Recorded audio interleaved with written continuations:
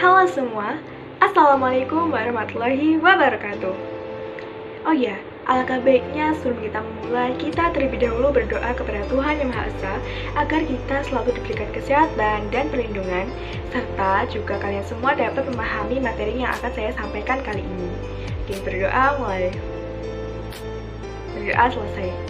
Oh ya, perkenalkan, nama saya Prita Aulia Fitriani dari tim donor darah PMR Wiraman Kota Surabaya. Oh ya, sebelum lanjut kita jargon dulu yuk. Kalau saya bilang donor darah, kalian jawab merah darahku, putih jiwaku. 1, 2, 3. Donor darah, merah darahku, putih jiwaku. Oh ya, kalian tahu gak sih kenapa ya saya memilih materi donor darah ini dan mengapa saya juga ingin mengajak kalian untuk melakukan donor darah? Kenapa ya?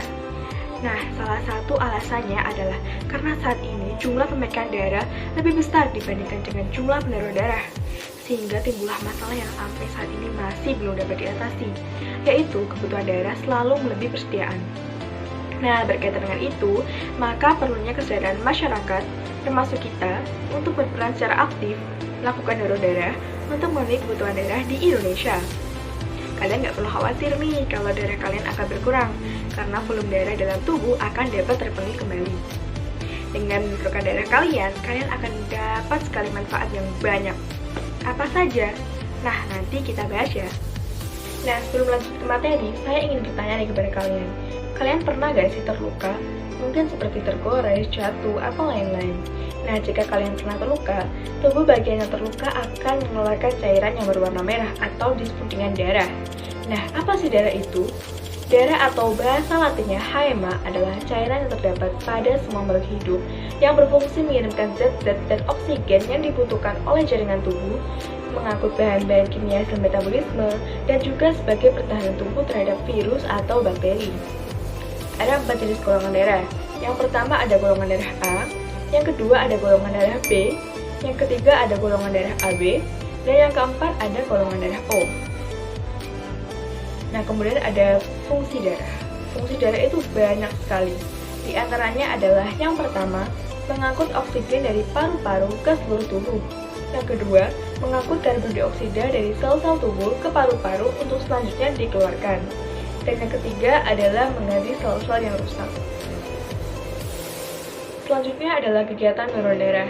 Apa sih donor darah itu?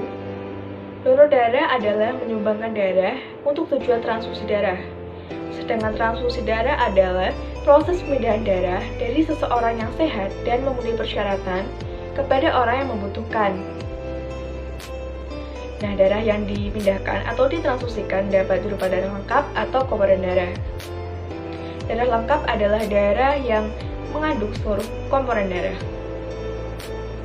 Komponen darah itu terdiri atas plasma darah, sel darah merah, sel darah putih, dan keping-keping darah atau trombosit. Nah, dalam donor darah ini terbagi menjadi 2 macam, yakni ada donor darah sukarela atau DDS dan donor darah pengganti atau DDP. Nah, donor darah sukarela ini atau DDS adalah seseorang yang menyumbangkan darahnya secara sukarela tanpa mengetahui untuk siapa darah tersebut akan diberikan. Dan sedangkan donor darah pengganti adalah seseorang yang menyumbangkan darahnya untuk seseorang yang dia tahu.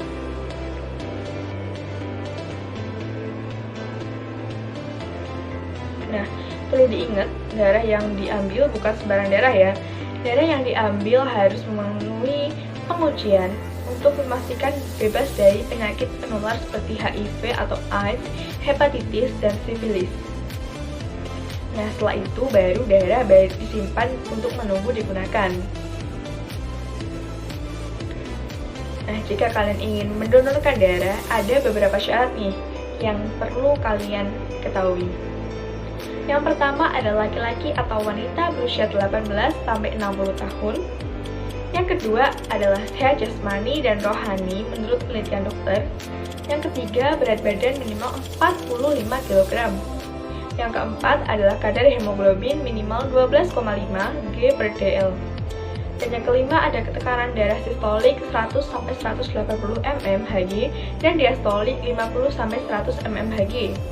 Kemudian tidak menderita penyakit berisiko tinggi seperti HIV atau AIDS, hepatitis, sifilis, jantung, hati, paru, ginjal, kencing manis, kejang, kanker, atau penyakit kronis lainnya. Sedangkan bagi wanita hamil atau menyusui tidak diperkenankan untuk mendonorkan darahnya. Nah, sebelum mendonorkan darah ada juga persiapan sederhana yang harus kita lakukan, seperti makan dengan teratur, minum air yang cukup, memenuhi kebutuhan tidur, dan juga menghindari olahraga yang berat. Boleh saja olahraga ringan, akan tetapi jangan yang berat ya. Lalu bagaimana sih cara menjadi pendonor darah? Prosedurnya bagaimana? Nah, begini caranya. Yang pertama, calon donor darah datang ke UTD atau unit transfusi darah PMI. Yang kedua, calon donor darah mengisi formulir donor darah, berisi identitas dan riwayat kesehatan. Kemudian yang ketiga adalah petugas memeriksa kesehatan calon donor darah sesuai syarat yang telah ditentukan. Yang keempat adalah asisten transfusi darah atau ATD yang terampil dan berpengalaman akan mengambil darah calon donor darah sehingga pengambilan darah dapat berlangsung dengan cepat kurang lebih sekitar 10 menit dan aman. Dan yang kelima adalah calon donor darah mendapatkan kartu tanda anggota donor darah. Kartu ini sebagai bukti bahwa pemilik tersebut telah mendonorkan darahnya. Setelah melakukan donor darah, mungkin kalian akan mendapatkan beberapa efek samping seperti memar dan nyeri, pusing, lemas, pendarahan kecil, dan lain sebagainya. Namun kalian nggak perlu khawatir karena hal tersebut akan berlangsung selama beberapa menit saja. Dan sebagai gantinya, kalian akan mendapatkan manfaat yang luar biasa besar sekali. Apa saja sih manfaatnya? Nah, yang pertama adalah mendapat kepuasan batin karena darah yang disumbangkan dapat menyelamatkan jiwa seseorang yang membutuhkan. Yang kedua adalah kesehatan kita menjadi terpantau karena kondisi kesehatan kita akan diperiksa secara teratur. Yang ketiga adalah membuat tubuh semakin sehat. Dengan mendonorkan darah, tubuh akan memproduksi darah yang baru. Yang keempat adalah dapat tergabung dalam organisasi PMI untuk menambah relasi atau teman dan berperan di kegiatan kemanusiaan lainnya. Dan yang terakhir adalah meningkatnya jumlah DDS akan meningkatkan nilai-nilai kesetiakawanan dan keberdayaan sosial. Nah, tapi perlu diingat ya, jika kalian sudah mendonorkan darah, jangan lupa 2,5 sampai 3 bulan sekali datang kembali ke UTD untuk mendonorkan darah ya. Nah, jadi gimana nih? Setelah mendengar dan menyimak penjelasan tersebut, apakah kalian masih ragu untuk melakukan donor darah? Ya kan? Ayo donorkan darahmu, karena status darahmu sangat berarti bagi mereka yang membutuhkan. Jadi, apapun darahnya, apapun golongan darahnya, mereka sangat membutuhkannya. Alhamdulillah, kita sudah mencapai bagian akhir.